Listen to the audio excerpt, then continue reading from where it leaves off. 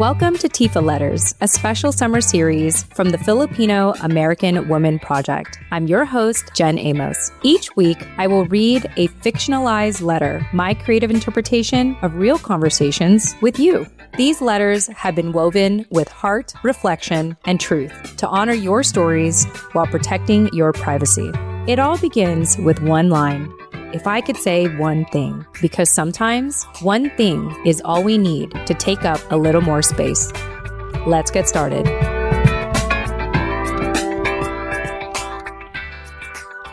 Listener discretion advised. This letter touches on themes of emotional abuse and control, which may be sensitive or triggering for some listeners. To my cousins, Didi and Noni. If I could say one thing, it's this. Speak up, please.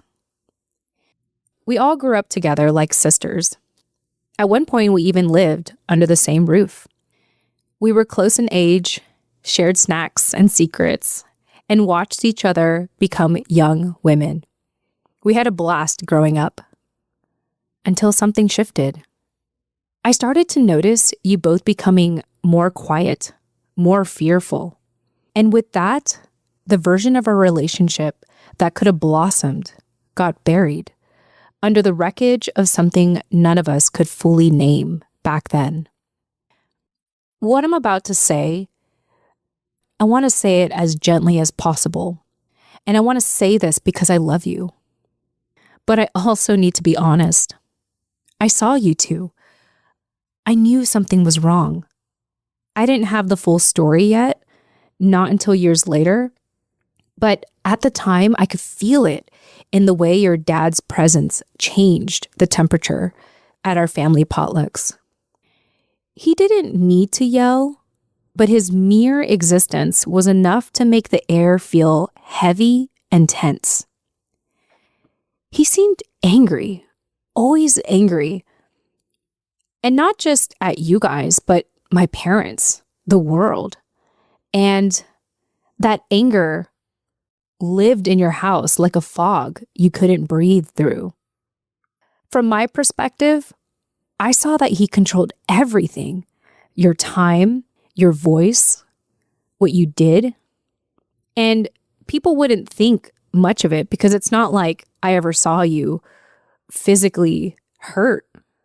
But there was something about his aura that he was able to command you without ever having to raise a finger.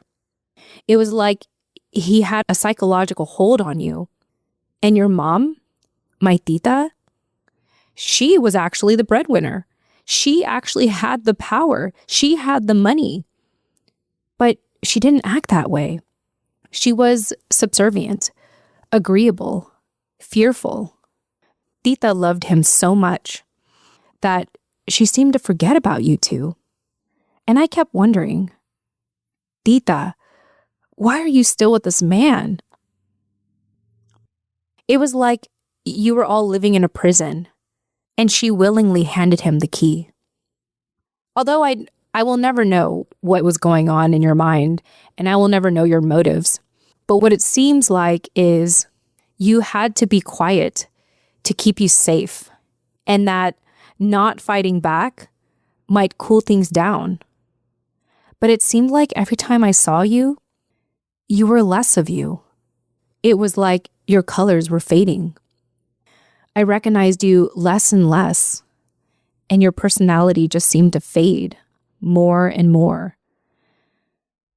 Now, again, I know I didn't live in that household. And I know there's only so much I can do. But I just knew, and I just felt it.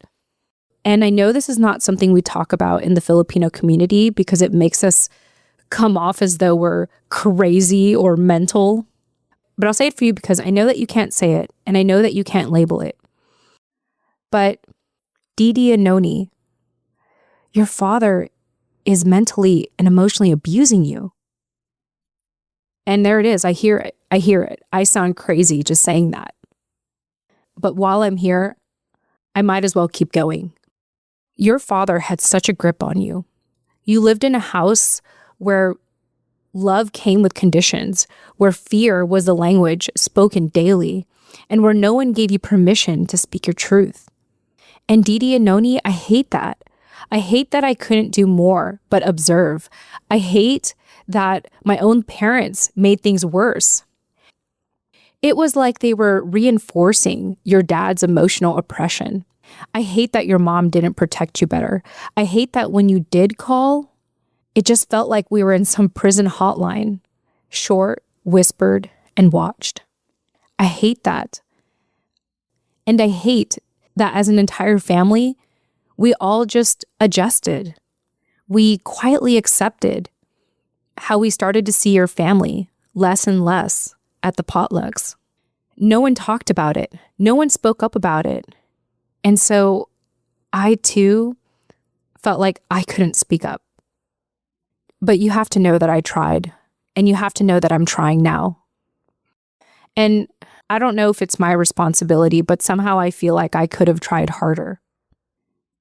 I didn't know how dangerous the water I was treading. I didn't know how dangerous it could have been.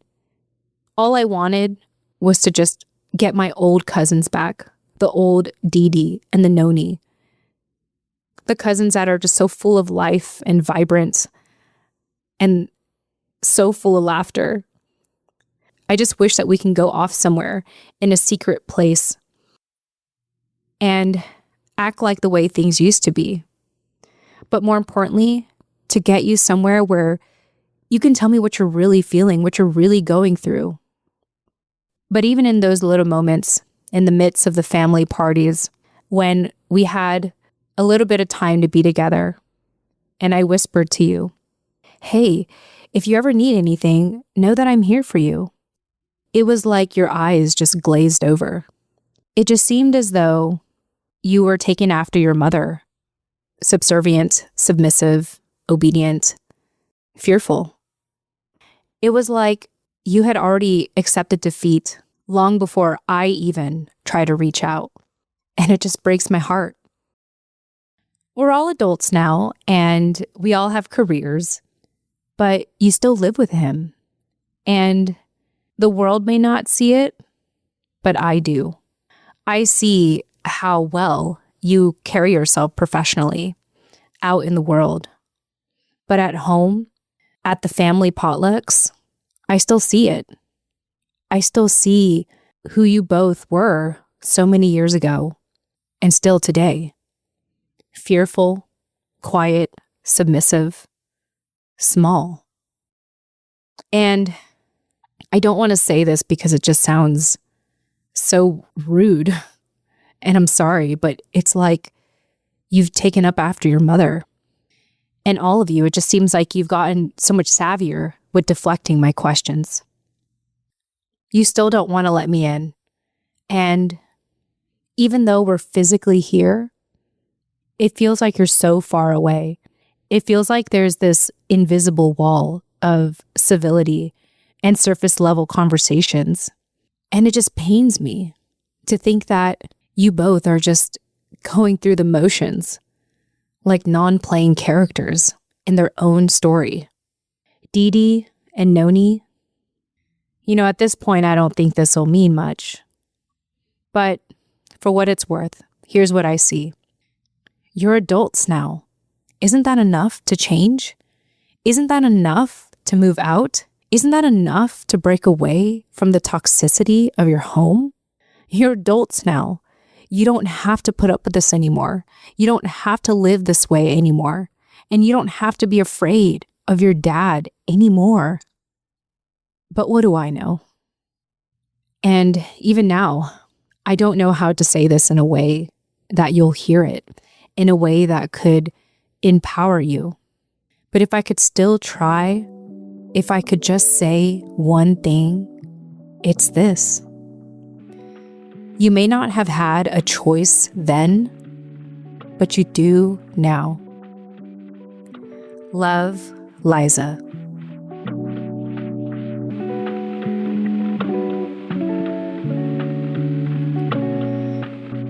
If you could reflect on one thing, it's this.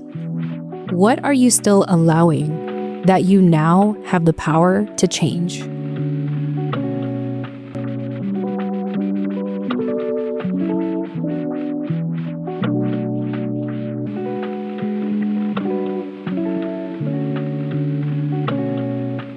Want to respond? You can reply today at tfaletters.com. That's TFAW as in the Filipino American woman, letters as in plural.com. tfaletters.com. Or better yet, write your own letter. Submissions are now open. You can include your name or stay completely anonymous. So, if you could say one thing, what would it be? Subscribe for free today at tfaletters.com and follow the steps in the welcome email to submit your letter. I hope to read yours in the upcoming fall season.